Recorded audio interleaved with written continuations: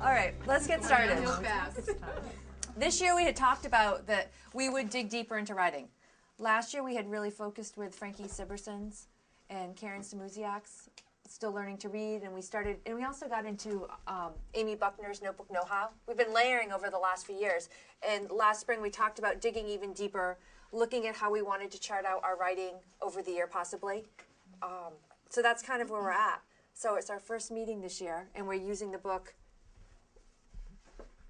When Writing Workshop Isn't Working by Mark Obermeyer and Amy Buckner's Takes. If you're going to be leading a study group for the first time, I think it's very important to set the environment right off as very welcoming, very comfortable, making sure that they know that, you know, if this isn't, you don't have homework to do, you're doing this because you want to. You want to get better at your teaching. You want to collaborate with your peers. You want to see what's working in other classrooms. You want to be at the cutting edge of all this new research coming out, and you want to try things in your classroom.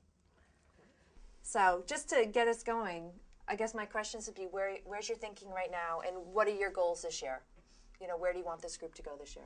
There's a lot of stuff coming out right now in genre studies and how important genre studies are. On the other hand, Ralph Fletcher's new book, Boy Writers, is coming out, and he's really challenging readers to talk about or think about choice and the lack of choice that we're giving students in school. So as these, and Katie Wood Ray's new book is right out about genre studies. So I think it's a time to really think about and put it, and there's a balance. So I think that's one thing I would like to put forward is to think about, I do think there's an importance of genre studies, but at the same time, I think having a son, I think it's really important that he's given a choice in school.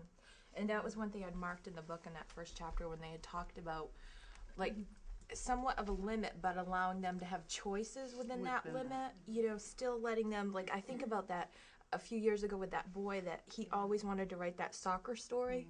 And it was that list, and then we got it to, there was some description in there, and then it was still like, okay, try it, and I kept pushing him out of the soccer story, and now I think back on that after reading everything, that, oh, you know, that's where his passion was at, but I didn't want to hear one more soccer story, you know. So.